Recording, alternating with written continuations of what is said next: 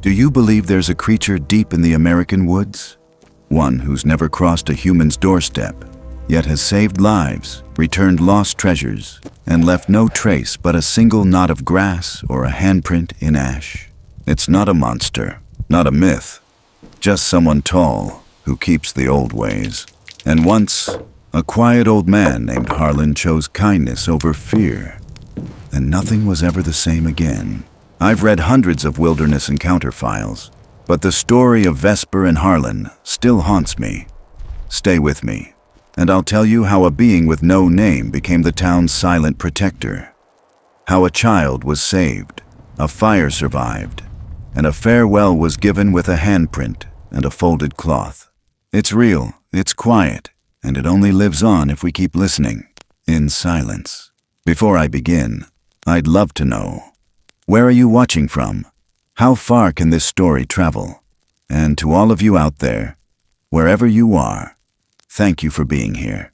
If stories like this touch something in you, tap like, hit subscribe, and help us build a community that still believes in Bigfoot, not as a monster, but as a keeper of something we've lost.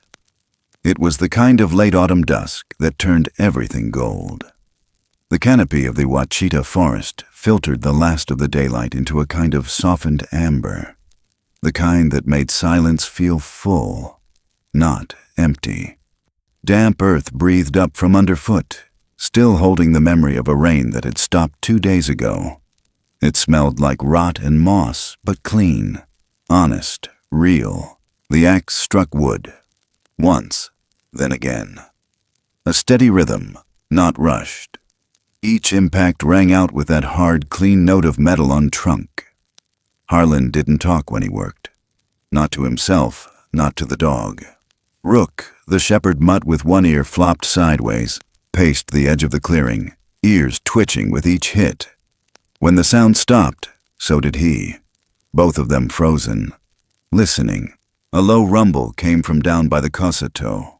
Not thunder, not bear, not anything Harlan could name, but it wasn't threatening. Not exactly. It was deep, like something too big to speak was trying to keep itself from shaking apart. Like it wanted to scream, but settled for vibrating the trees. Harlan tightened his grip on the axe. Didn't step forward, didn't back away either. Rook sniffed the air. Whined, barely audible. He didn't bark, didn't growl. Just turned his head slightly, ears canted, eyes sharp. There were no branches snapping underfoot. No panic. Harlan moved like a shadow, stepping carefully around roots and dry twigs, sinking into the underbrush with the familiarity of someone who had made this forest a home, not a backdrop. That's when he saw the drag marks. Fresh, deep. A slide through wet mud. Richer and wider than any deer trail he knew. Something big had fallen here, or maybe been hurt. He crouched low, his breath slowed. In the slanting light, just at the edge of a rocky slope, there it was. A shape too large to be natural, hunched, still. One leg pinned under a sharp, jagged boulder that must have come loose in a slide. Its outline wasn't clean like a bear's, and the posture wasn't animal. Not exactly. It was sitting.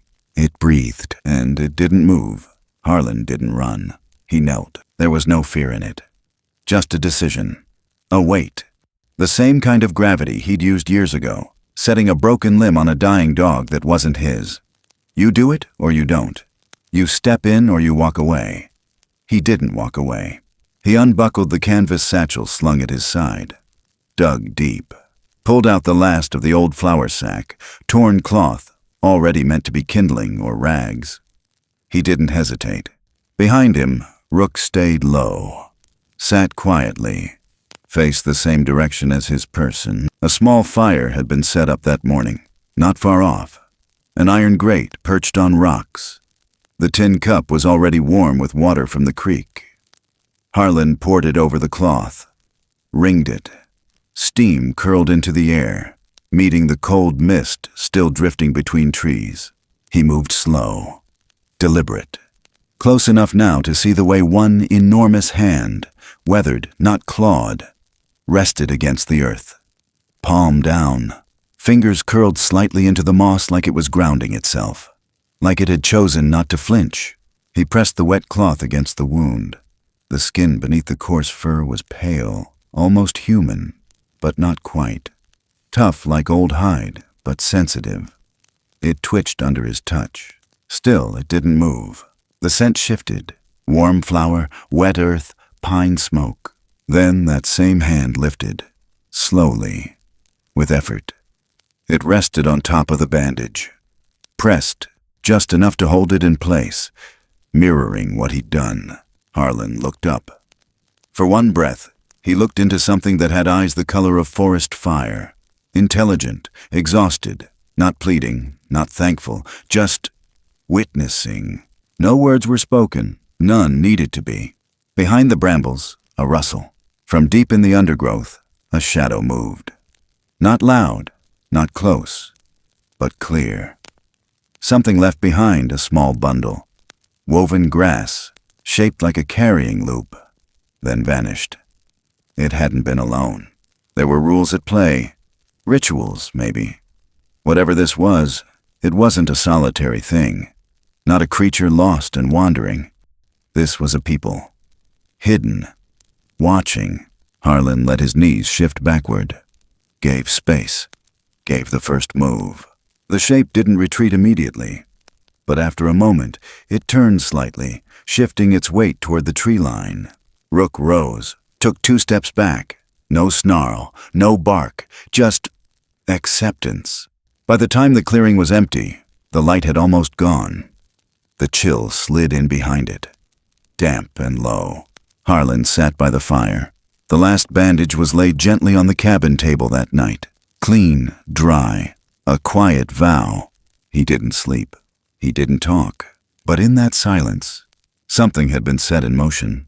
Not an alliance, not a friendship, a recognition. Like the forest had answered back. Like it had said, "We see you too." And now, something old and enormous knew where he lived. The wind came hard that morning, sharper than any blade, whistling down from the high ridges and slicing through the trees like it had something to prove.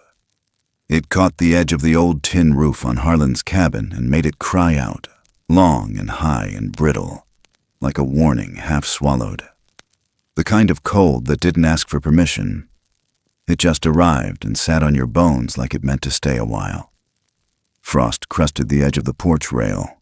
Rook had a dusting on his back where he'd slept outside the door and hadn't bothered to shake it off. Harlan didn't build fires in the morning unless he had to. He liked the silence, the cold clarity of early light, even when it bit. But this morning, he moved. Not into the woods, but just far enough. 25 long paces from the edge of the porch.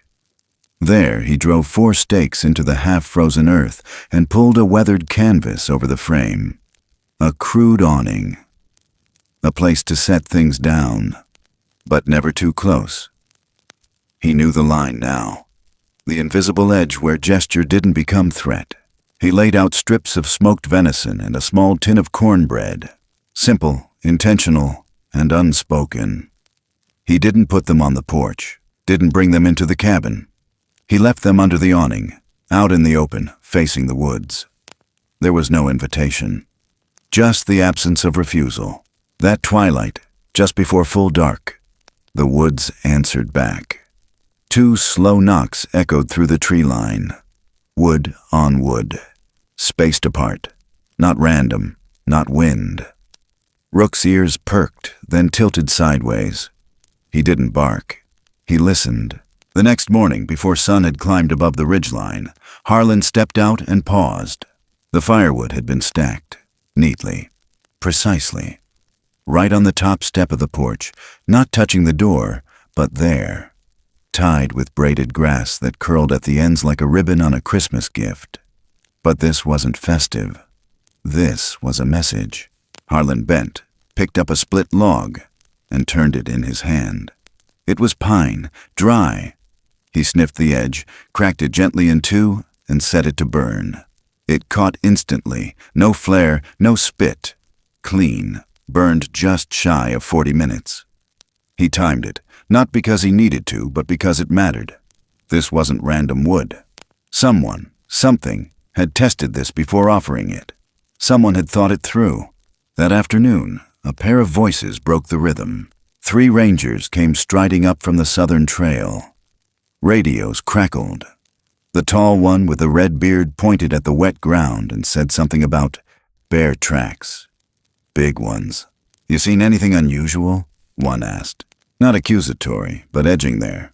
Harlan didn't flinch. He looked the man in the eyes and said, "Not a bear." That was it. Just those 3 words. Rook tensed behind him, ready to make noise. But a shadow flicked just beyond the lean-to, barely visible unless you'd been trained to see. A hand, massive and still, slid into view for just one breath, making a signal with 2 fingers pointed downward. Not a wave, a direction, a plea for calm.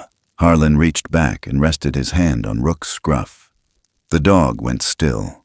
The rangers moved on. That night, the wind turned colder, the kind that whispered warnings through the rafters. 2 slow knocks again, almost gentle this time. Harlan stood in the dark just inside the door. He waited. Then, with deliberate steadiness, he lifted the old metal dipper and tapped once on the edge of the rain barrel beside the steps. Once, clear and low. The woods waited. Then came the response. 2 again, echoed, not identical. A signal, an answer. Something had shifted, no longer random. They had a rhythm now. The forest, the cabin, the life between them. It was becoming synced, like lungs finding breath again. 2 systems learning how to share the same air without intruding. Each night after, the knocks returned. And each night Harlan replied, it wasn't just noise. It wasn't superstition. It was a language born from patience and silence, from respect that didn't need words to be understood. Harlan never pushed forward, never crossed into the trees at night. He offered what he had: time, space, trust, and waited for the rest to arrive on its own. Rook started sleeping on the porch again, but not as a guard.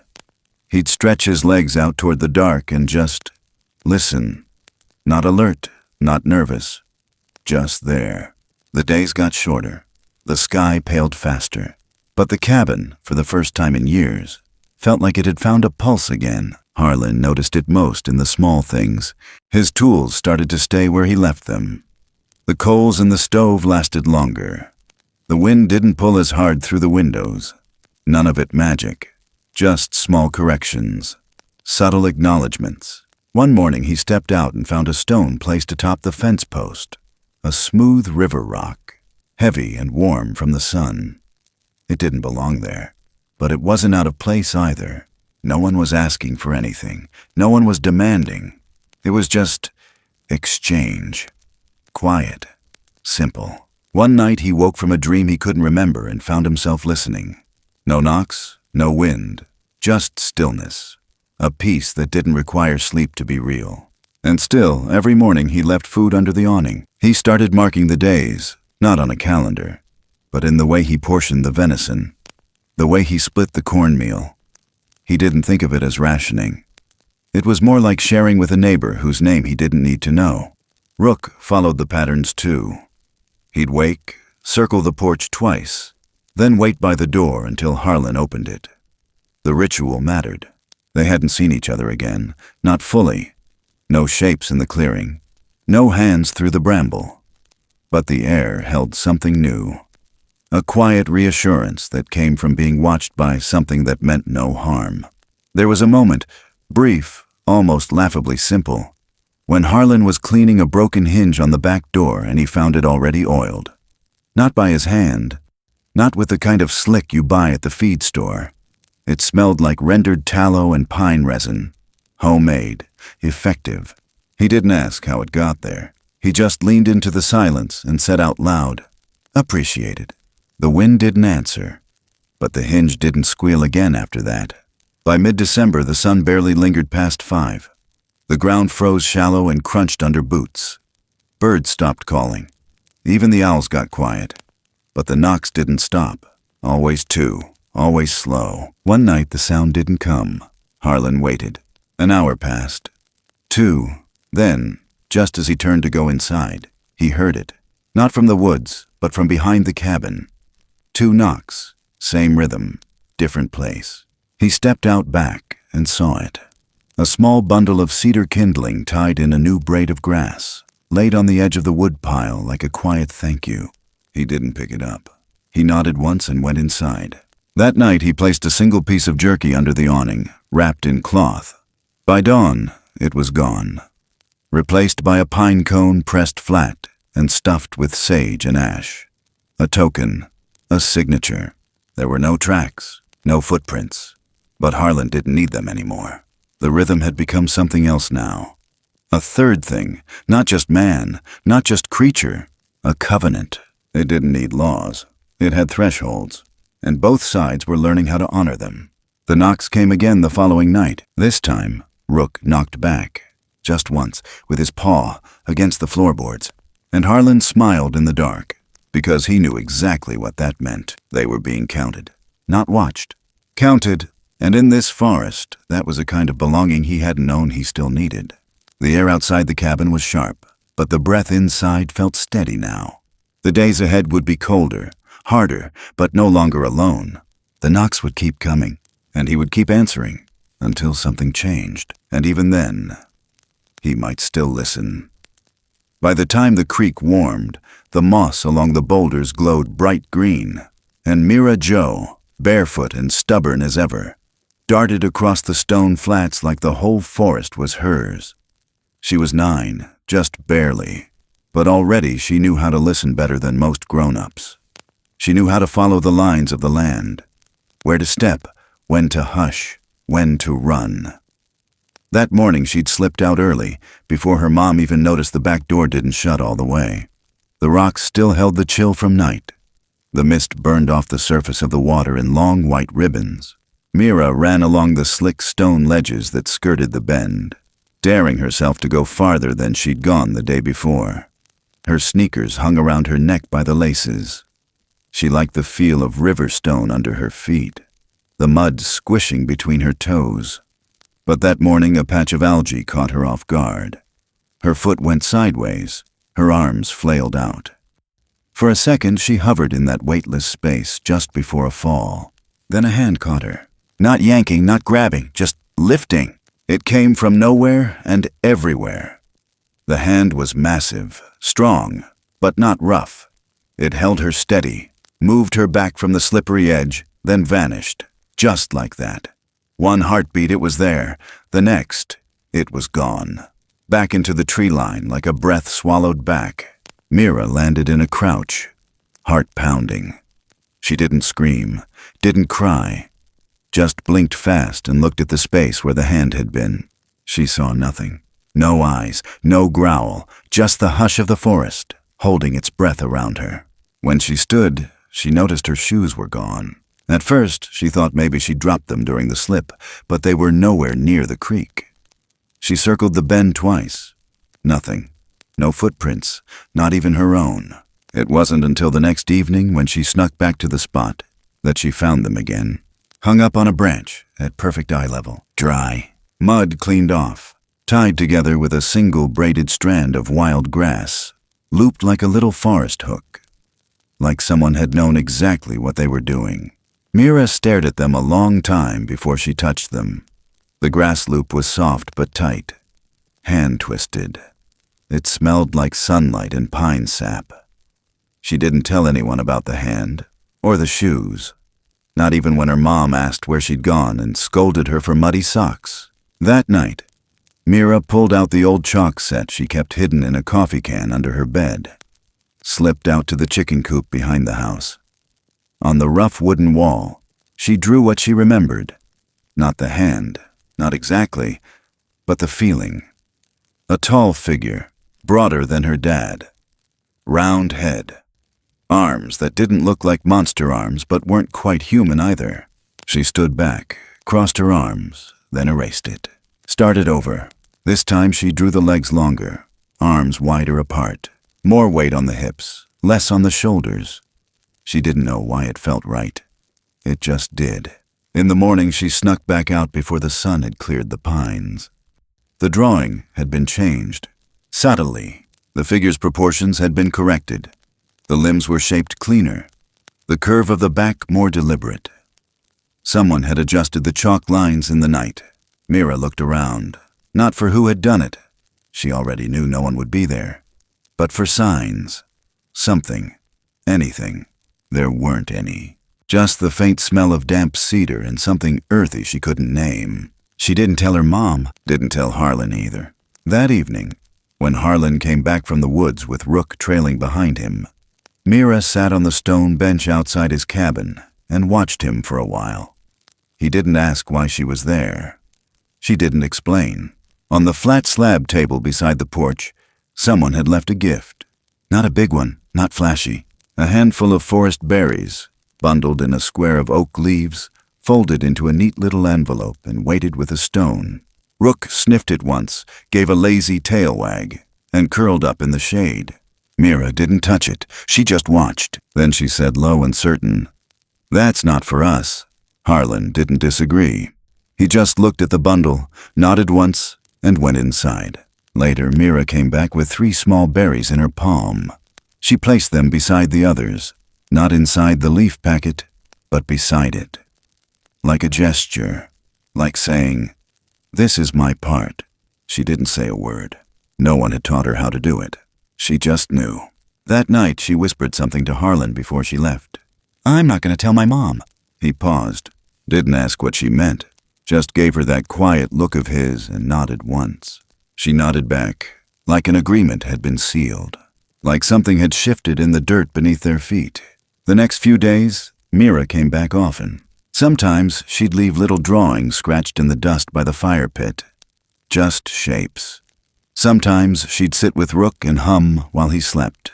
She never tried to see it again, but she started to notice small things. A stone balanced on her windowsill one morning. A knot of grass hanging from the doorknob of the chicken coop. The trail behind her house swept clean of leaves. Not all at once. Just enough to let her know she wasn't the only one who was watching. And she kept her word. She never told. Even when her mother asked why she was drawing so many pictures of that tall thing. Even when the neighbors joked about Mira and her forest giants. She just smiled. Let them laugh. Let them guess. Because the truth was, she knew something none of them did. She wasn't afraid. She was trusted. And trust, once given, is its own kind of power. It changed how she walked through the woods. It changed what she listened for. And somewhere in that dense green world just beyond the reach of ordinary eyes, something had shifted too. Something that now paused when it heard her steps. Something that knew the sound of her voice. Not by name, but by weight, by silence. By the space she left open instead of filling with noise. One day she found a little ring made of bark left on her porch railing. It was nothing, crumbly, half-flaked, but it meant everything. She didn't take it inside. She didn't wear it. She just smiled. Then she placed her favorite marble, a blue one, shot through with a swirl of white, beside it, and walked away. The ring was gone the next day. The marble stayed. That was how she knew the conversation was still going. It didn't need sound. Didn't need rules. Just attention. Just the kind of stillness a child could carry better than a grown man. She didn't always understand it. Didn't have to. Some things don't need explanation to be real. They just need room to breathe. And in that forest, tucked between the river and the trees, a 9-year-old girl had become something rare. She had become a keeper of secrets. The forest knew it, and so did she. And though she never saw the hand again, not that spring, not that summer, she could still feel it, in the quiet, in the way the wind shifted when she stepped on the stone flats, in the way Rook would glance toward the tree line sometimes, like he was remembering too. The cabin never spoke of it. Harlan never brought it up. But every time Mira came to visit, he'd leave a little space at the table outside, just in case someone else was listening, or watching, or waiting. Because some secrets aren't meant to be kept. They're meant to be honored, and carried, and passed along, quietly, carefully. the way only children truly know how to do. It was the kind of summer heat that made even the wind move slower. Mid-afternoon, the Arkansas sun beat down over the red dirt road behind Harlan's cabin, turning every pebble and leaf into something that crackled or stung. Ardith came walking up that road with a wicker basket hooked on her elbow, her shadow long and wavering beside her. She moved with the kind of quiet effort older folks learn to carry with grace, a slight favor to her left knee, a pause every so many steps, but her hands steady on the rattan handle. She had picked wild berries, black-cap raspberries, and the early shine of late-season dewberries. Not for any reason in particular, not because anyone asked. Some days, Ardith just liked to give. She didn't knock when she reached the porch. She never did. Harlan had already set out the cool water jug on the steps, as if he'd known she'd come. She eased onto the edge of the bench beside it, tucked the basket on her lap, then reached instinctively to her chest. That's when she noticed. The chain wasn't there. The locket, the one Henry gave her on their 5th anniversary. Heavy, old gold, with his initials etched into the back. She'd worn it every single day since he passed. She closed her hand around the bare spot above her heart and felt the tremor ripple through her. She retraced her steps in her mind. Hadn't fiddled with it, hadn't leaned over or brushed a branch, but somewhere between the berry bramble and Harlan's porch, it had slipped away. She didn't cry then. She just sat there longer than usual. When she stood, she left the berries behind and walked back slower than she came.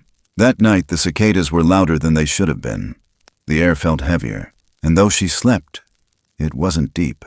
Morning brought the kind of silence that followed something being returned. Not stolen, not found, but returned. On the top step of Harlan's porch, wrapped in a twist of braided grass, was the locket. Polished, closed, placed gently, with the braided knot tucked beneath it like someone had meant to both honor and protect. Ardith saw it from the road. She didn't rush, just breathed in once, sharp and steady, as her eyes blurred.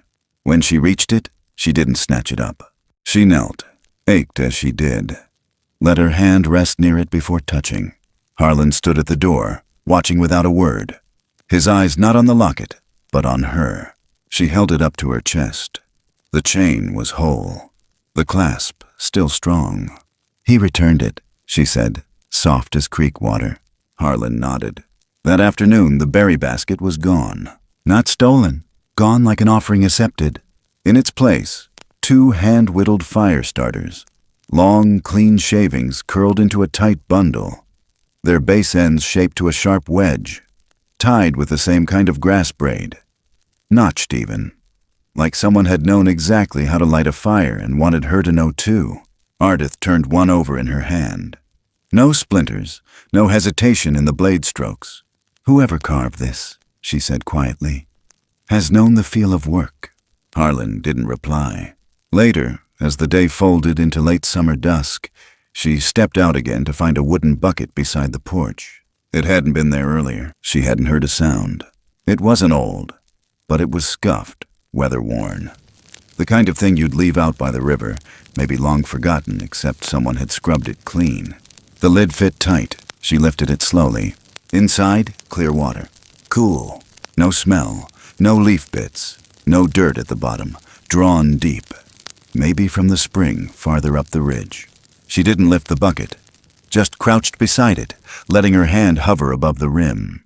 "They brought it for when the next rain doesn't come," Harlan said. She didn't ask how he knew.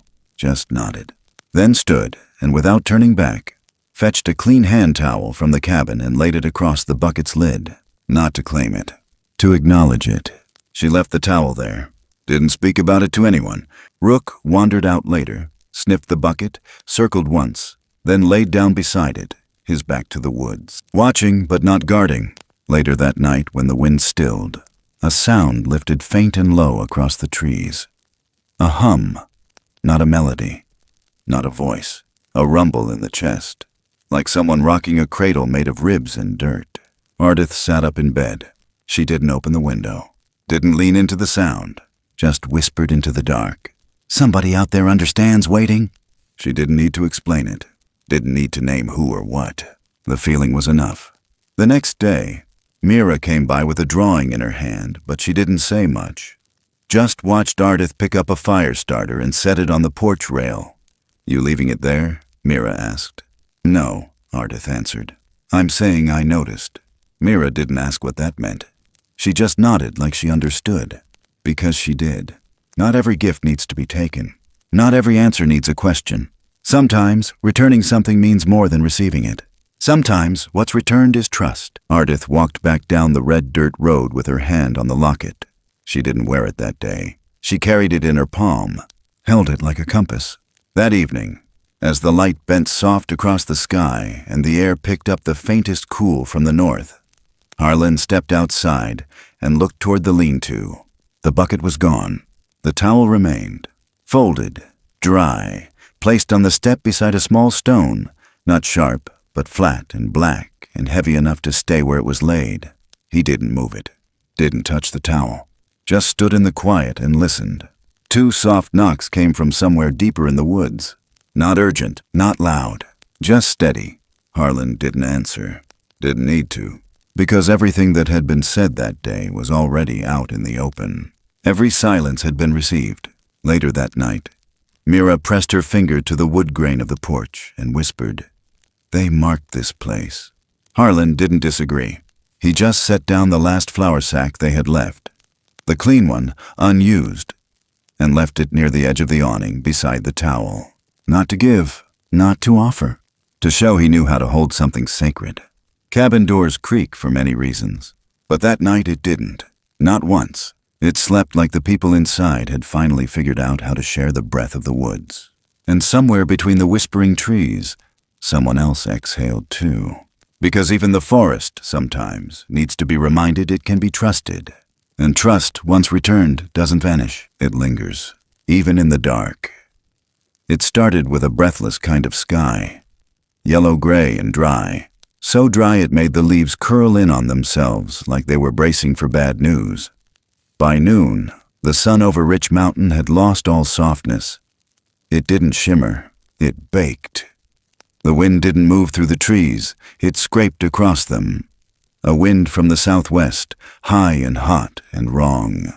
It carried dust instead of moisture, heat instead of warning. Harlan knew it before he smelled it. There's a silence that comes before fire. Not absence, but pressure. The forest pulls back, like it's holding its skin too tight. No insects, no bird song. Just that rustling hush, unnatural and watchful. Then the air cracked. Lightning struck the ridge like a gunshot through dry lungs. A split second later, smoke unfurled. Thin at first, almost delicate. Then rising faster, darker, heavier. It bled sideways through the trees as if dragged by invisible hands. A thin line of flame took root at the edge of a long slope and crept like it had a destination. By the time Harlan climbed to the back ridge with Ardith and Mira behind him, they could see it licking up the tall grass like the earth was starving for it. They didn't wait. No sirens, no stations near enough to matter. Just hands, just sweat, just neighbors. Folks gathered fast. They carved out a fire break with whatever they had. Rakes, shovels, metal snow shovels warped from years in the barn. Harlan stripped his outer shirt and wrapped it around his nose. Ardith tied her scarf tight across her mouth and held her place with a fire beater made from wet denim nailed to a stick. Mira's eyes stung, but she didn't complain. She worked beside Harlan, tossing dirt, stamping out embers, hands scraped raw and black with soot. But the fire kept coming. It moved with a hunger they hadn't seen in decades. Too dry, too fast. Then something changed. A weight shifted in the air. Not wind, not smoke, but presence. From the edge of the unburned tree line, someone, or something, threw a mass of wet thatch across the path of the flame. A whole bundle of green reed grass, sopping and cool. It landed on the glowing line of fire and smothered it like a blanket doused in stream water. Another one came, then another. They didn't see who threw them, but they saw the fabric. Old burlap, stained, frayed at the edges. Familiar. From the pile of salvage Harlan had left weeks ago near the creek bend. Then a shape stepped into the smoke. Tall, broad, bare arms and chest covered in slick, dark fur, glistening with mist and heat. Eyes sharp, not panicked, intentional. It swung the soaked burlap with practiced aim, slamming it onto the edge of the fire and tamping it down in steady, brutal movements. No hesitation, no fear. Other shapes followed, larger than men, yet moving with precision. They didn't shout, didn't make sound beyond the heavy breath of exertion and the thud of feet over earth. The humans froze for half a second, but it wasn't disbelief. It was recognition. This wasn't first contact. This was memory returning. Mira didn't look away. She didn't blink. She watched one of them press a charred branch into the dirt with a foot twice the size of her head. It left a deep track, wider than any boot, pointed toward safety. They weren't just helping. They were guiding. One by one, people followed. Not running, not fleeing, just trusting. Harlan reached out and pulled Mira closer, his hand tight on her shoulder. Her chest rose and fell too fast, heart racing. He didn't tell her to calm down. He just kept her close. And then, a hand, a massive, 5-fingered hand, reached past Mira's other shoulder and laid itself gently on Harlan's upper back. It didn't grip. It didn't push. It just stayed there a second. A command without force, a message without sound. Go. And they went. The fire line buckled as the wind turned. Just enough. Just in time. Flames leapt toward the break, then broke apart as the air shifted. By the time they reached the lower rise, smoke curled into the treetops in thin plumes instead of columns. Embers hissed. Bark sizzled. The sky grew heavy with ash and pink light. Behind them, nothing. No shapes. No footsteps. Just silence again. Only the wind remained, moving softer now. 3 days passed.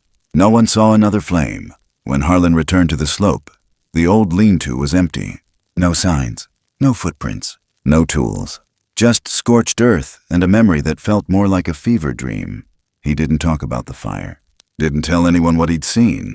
But each night for 10 nights, he stepped outside and tapped the barrel once. Each time, no answer. He tapped anyway. On the 11th morning, when the dew had settled over the ash fields and the birds began to test their songs again, Harlan saw it. A handprint, pressed into the wet clay bank above the creek. Full, detailed, clean. Beside it, a small bundle of braided grass looped through a broken surveyor's stake, marking the water line. A warning, a message. The rains are coming. Mira found it too. She knelt beside it without speaking, then whispered, "That was a goodbye, but they're still looking out." Ardith, standing just behind her, murmured, "It's not always about staying. Sometimes it's about knowing when to step back." Harlan didn't reply. He walked to the back of the cabin and opened the storage box where he kept the dry staples.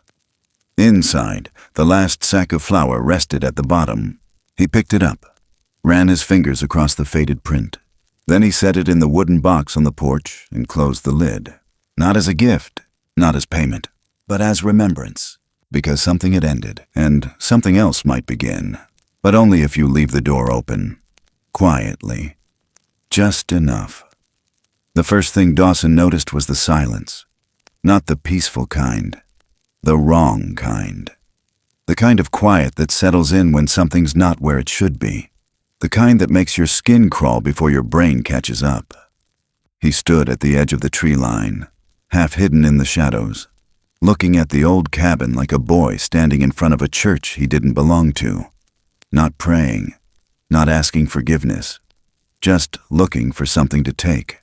He was 17 and broke.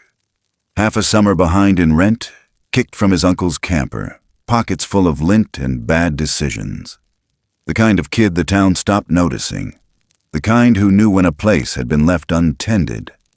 This one had that look. The grass grown up around the porch, the windows dark, the mailbox rusted shut. No truck, no dog, no sign of life. He waited. No movement. He stepped forward.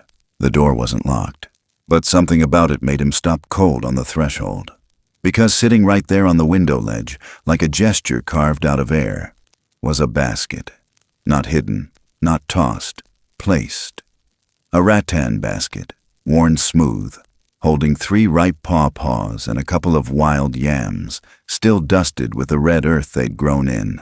Dawson looked down at the step. It was swept clean. There was no dust on the threshold. The basket sat outside the line, outside the boundary. He didn't know why that mattered, but it did. He reached toward it, then pulled back, swallowed hard. His hand trembled. Then, without thinking, he sat on the bottom step. He didn't speak, didn't move, just looked at the cabin and let the sun hit his back until the sweat rolled down between his shoulder blades. He wasn't sure how long he sat there, but when he stood, he didn't open the door. He didn't take the basket. He looked up at the roofline instead. One of the shingles near the eaves was curling. Rain would leak through. The kid in him, the thief, said walk away, but something else took over.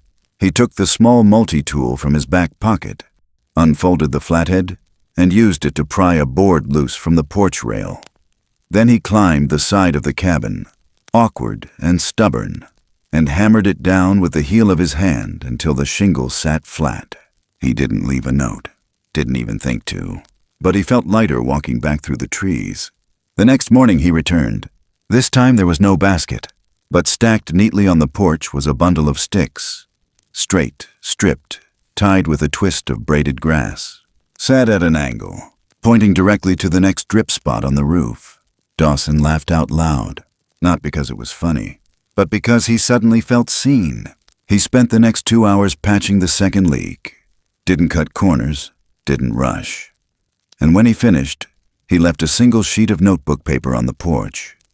The corner was torn, the ink smudged. I'll be back tomorrow. No name, no promise, just a thread left hanging.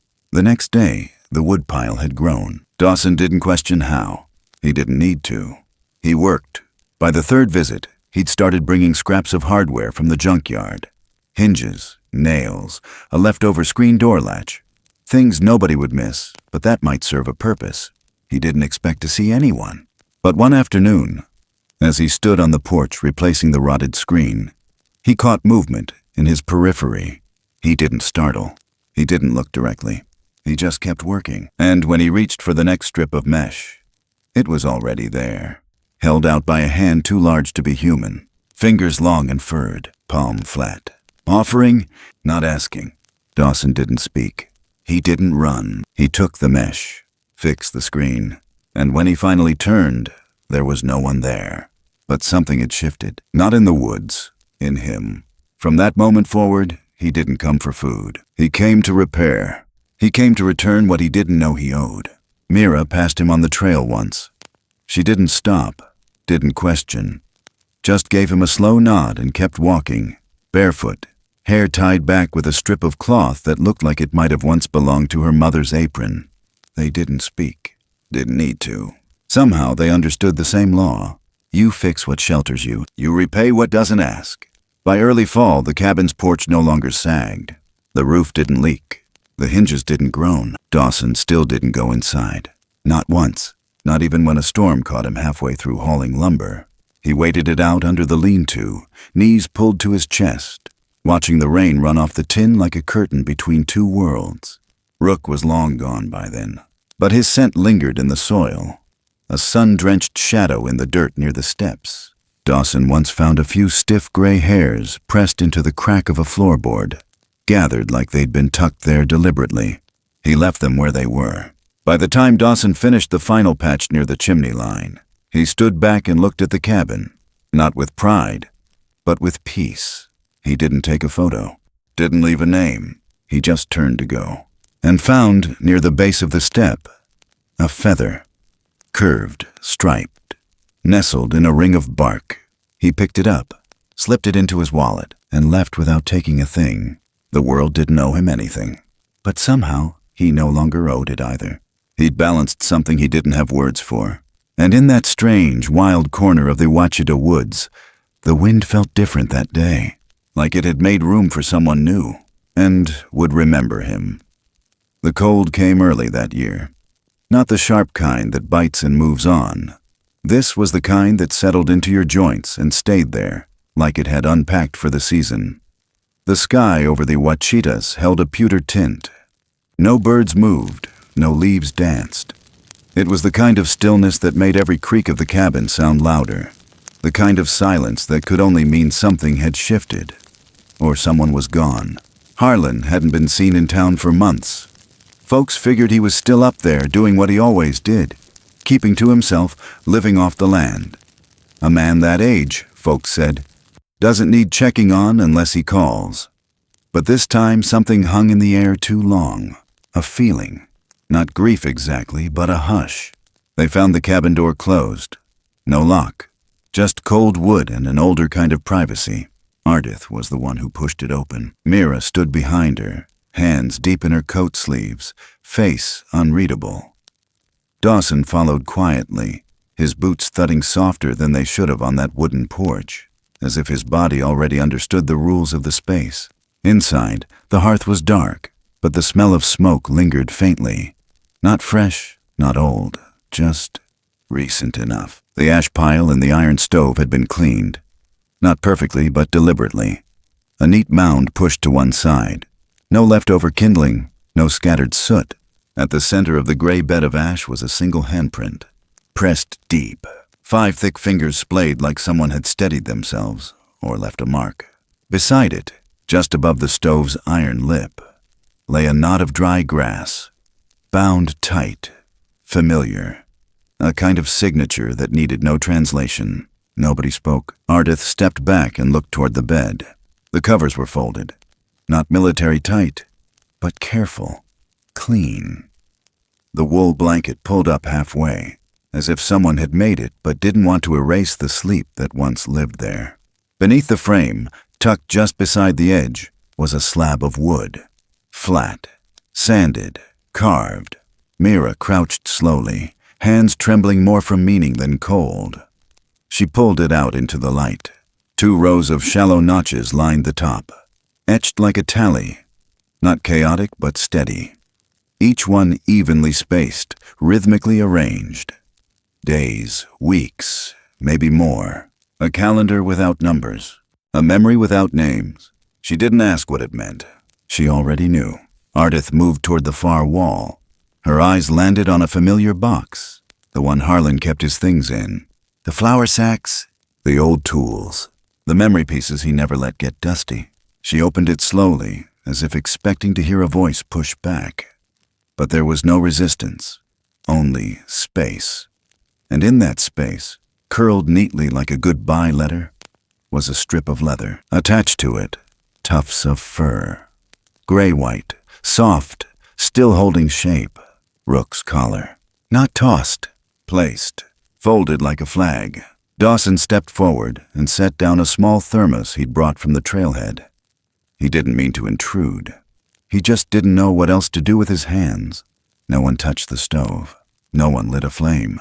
But Ardith moved to the sink, filled the kettle with water from the old jug beside it, and placed it over the cold iron. When the flame sparked, it wasn't loud, just enough to wake the smell of iron in memory. Steam curled slowly, quiet as breath. They didn't sit.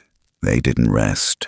They stood in the half-light, listening to the cabin speak in its own way. Then, soft, far off. 2 knocks, muffled, measured, not at the door, not near, from the woods, the deep woods. Like a farewell given gently. Ardith's voice was the first to break through, barely more than a whisper. She came to say goodbye.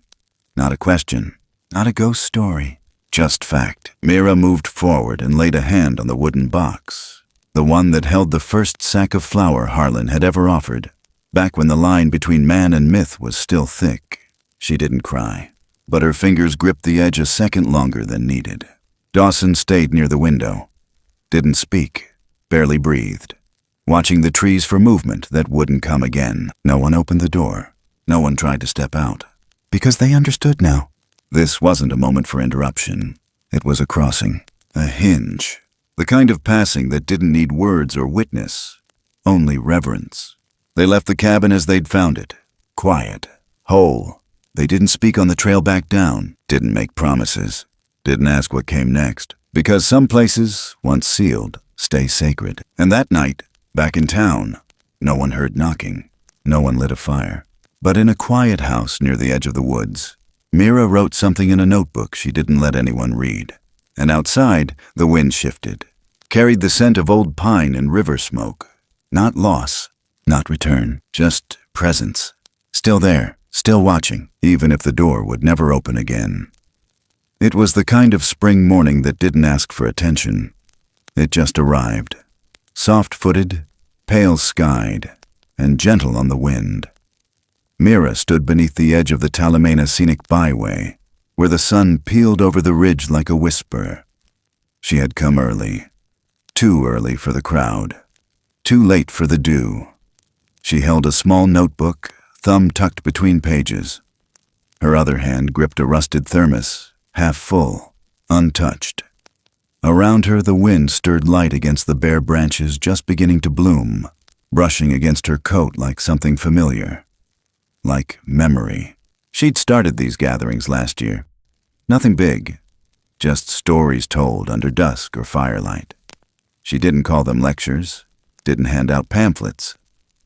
No one took notes.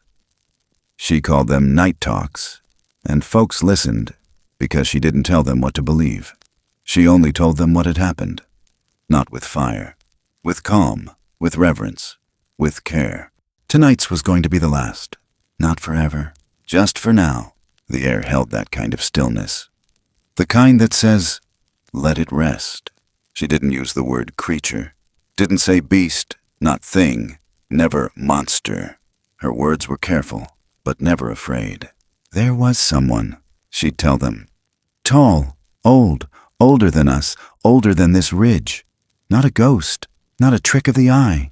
A being who knew how to wait, who knew how to keep boundaries. She'd pause. They watched. They helped.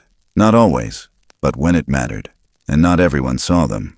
But those who did, they didn't forget. When she spoke, no one shifted in their seat. No one coughed or checked their watch. There was something about the way she said it, like it wasn't even her telling it. Like the trees were telling it through her. No one laughed. Not anymore. Especially not since the phone call. It was 2 nights before, past 10, when the payphone outside the bait shop rang. Landlines still meant something there, and someone picked up. A woman, shaky breath. I'm looking at him, she said. Silence. I'm up at Talamena, mile marker 23. I see something, not close. He's walking the ridge, back and forth, like he's counting steps. The voice cracked. It's not a man, but it's not anything else either. He's just walking. Then a click, line dead. Mira had listened to the tape 3 times. She didn't question it, didn't chase it, just nodded. The next morning, she went up to the flats, to the place where the rocks formed their own quiet altar. She didn't say a word. At the base of the main slab, nestled between 2 lichen-covered stones, was a fresh braid of grass. Beside it, a single river stone, flat, smoothed, and across its center, 3 shallow notches, parallel, spaced evenly. She didn't touch it. She didn't need to. She just stood there, hands at her sides, and breathed. She didn't cry. She smiled, because she understood. Not all messages come in language. Some come in shape, in ritual, in presence. And in that moment, on that ridge, it was clear. He'd been there. Not haunting, not hiding, just reminding. Back at the cabin, Ardith moved slowly through the quiet. Her joints creaked with the rhythm of age, but her hands were still steady. She opened the wooden chest at the end of the cot and pulled out 2 things: the medallion her husband had given her all those years ago, and a small cloth pouch that held the first flour sack ever used to tend a wound no one had spoken of in years. She laid both inside the larger box. No ceremony, no speech. Just 2 items, side by side, and a whisper under her breath. That's enough. Dawson arrived near dusk. He didn't knock. He never had. He saw the porch, the planks still solid underfoot, and noticed the 1 step that had sagged again with time. He crouched, hammered it back in place with 3 swift taps and a flat rock from the path. Then, just beneath the edge of the riser, he carved 5 words. Small, unfussy. Don't ask. Leave something useful. He dusted off the shavings with his palm and stepped back. Didn't sign it. Didn't explain. He didn't stay long. The cabin door remained shut. It would stay that way. And that was right. That night, Mira stood at the ridge, the wind tugging gently at her scarf. She looked out over the trees, over the valleys, where the fog always pooled like breath in a cupped hand. She didn't look for movement. Didn't wait for proof. She turned her back to the view and walked the ridgeline once, not to search, but to remember.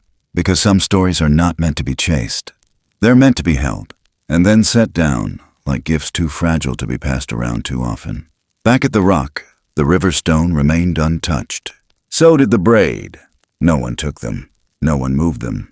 And for years to come, hikers would pass that spot and feel a stillness they couldn't name. A kind of hush that asked nothing of them. And in that hush, something always watched. Not from the shadows. Not from fear, but from love, and respect, and memory. And that would be enough. In the quiet folds of the American wilderness, where wind shapes stone and moss grows thicker than memory, some stories are not written in ink. They are lived in the spaces between footsteps, whispered between trees, felt rather than told. They don't shout to be remembered. They wait to be understood. This was never just a story about mystery, not about wildness or the things we can't explain. At its heart, it was always about what it means to show up for something you don't owe, to care for someone you don't fully know, to answer a knock that comes from deep within the unknown, and not because you must, but because something in you says it's the right thing to do. It's about the quiet contract between presence and patience, about the kind of respect that isn't asked for, but earned through time, through silence, through acts of kindness that don't need witnesses, the kind of connection that never demands language. It simply arrives, rooted in mutual recognition, sustained by care. In a world that often moves too loud, too fast, there is something radical about stillness, about choosing not to explain everything, about accepting that not all doors need to be opened and not all goodbyes need to be spoken aloud. Sometimes, the most human thing we can do is to carry the memory of something sacred and say nothing, to protect what's quiet, to tend what's hidden, to leave behind something useful for the next soul passing through, without ever asking if they'll know who to thank. Maybe the real measure of who we are isn't in what we build or break, but in what we're willing to care for when no one's watching, in what we preserve simply because we know it matters, even if it's not ours, even if it's never seen again. These stories remind us that humanity isn't limited to bloodlines or species. It lives in the gesture, in the offering, in the way we hold space for one another, even across the boundaries of fear, myth, or difference. And maybe that's the lesson we're meant to take with us. That it's not about proving what's real. It's about choosing what's worthy of our reverence. Thank you for sitting with this story, for listening with an open heart. If it touched something in you, if it made you think, feel, remember, or imagine, please consider leaving a comment below. Let us know what stayed with you. Stories live longer when they're shared, when they echo through the lives of others. If you'd like to join us on more journeys like this, don't forget to follow the channel and subscribe. Your presence here means more than you know. And until next time, leave the trail a little kinder than you found it. Someone is always watching. Someone is always remembering.